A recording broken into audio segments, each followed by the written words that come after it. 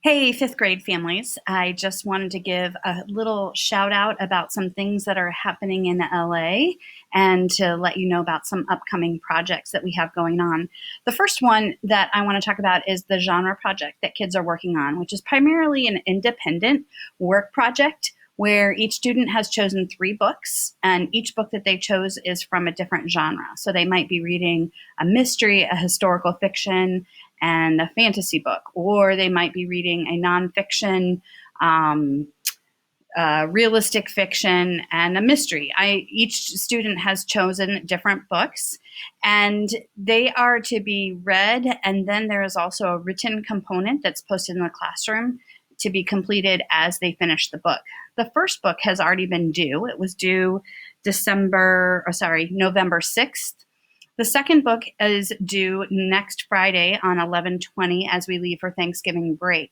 And then the third book is due December 4th. And so that will give kids some time over Thanksgiving break if they need to catch up and get those books finished. Many students are working ahead. Many students have already started their book three.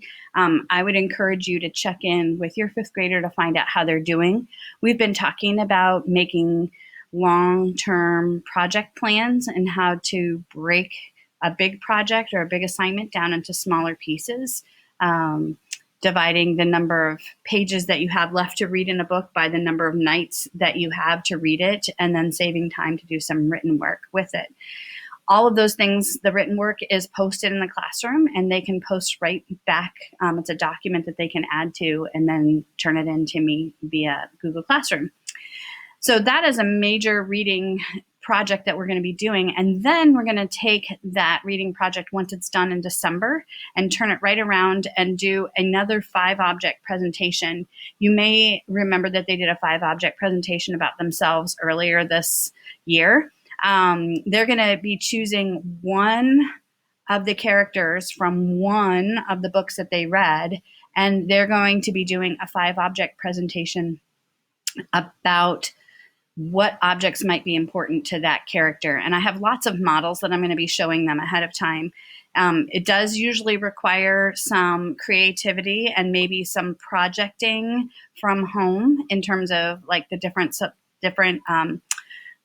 objects that they might come up with for their character. For example, last year there was a student who was doing a character that always carried trail mix with them. And so they brought in a little bit of trail mix, a little bag of trail mix that was the exact recipe that the character used. Other students, there might have been a character that was always listening to music. And so they brought in a little radio and they made it out of cardboard to represent that idea of music. So I'll be working with the students about what those expectations are, but know that there's one more presentation coming up before we leave for winter break. And the third thing that I want to talk about is not coming up. We will be really focusing in on it on January, but it's something that I want you to know about before you go away for winter break, which is a project that we do with the Granny Annie Story Foundation. And you can find their website online, but it's a story foundation. It's a story group that has been started in St. Louis. However, it is international at this point and certainly all across the country. But it is designed for students to interview a family member from a previous generation, ideally. So they could interview you or an aunt or an uncle, but it's really better if they interview a grandparent or a great aunt or a great uncle or a cousin from a previous generation about a story, a family story that happened. And they don't have to be stories that are sad or happy or any particular. Some of them are funny, some of them are slice of life kinds of stories, and then some of them are quite amazing stories about families that maybe had a grandfather that fought in the Civil War or an immigrant story from another country. And so the idea would be that students interview a family member about a story from your family and then have an opportunity to write that story up and submit it to the Granny Annie Story Foundation. And then they select authors every year to be published in a book.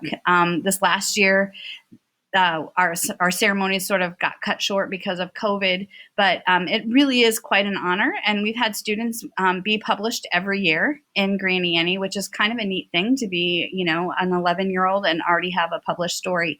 So I'm not making any promises for this year, but I do want to let you know that that is something that is coming up and your student might need some support with in terms of guidance of like who are the good storytellers in your family or what might be a good story that they should ask a grandparent about. So there's no real anything that's needed from you at this point, but just know over winter break, and oftentimes winter break's a great time to do it because families are getting together. Students will probably be wanting to conduct their interview with a family member. And don't worry, I'm going to be doing all the background prep for that. What are good questions? How do you do an interview? How do you record your information? And so I'll be talking with them about that at school. I just need you to know that they're going to be wanting to set up an interview with a family member. And I think lastly, just one real quick note about journal writing. Kids are doing a great job with their journals. It's a little bit tricky this year because we have we were kind of online and now we have actual journals that we're writing in. And whichever a method works best for your student is fine with me. If they want to type their journal entries and then tape them into their journal so that they have a record of all of their entries together, that's great. Or if they just want to handwrite them, that's great. Or if they want to do a combo, that's fine too. Everybody's doing great in LA. We're reading some really great books, and I'm really glad to have a class that is loving reading and also enjoying writing. So we're doing great, and happy Thanksgiving.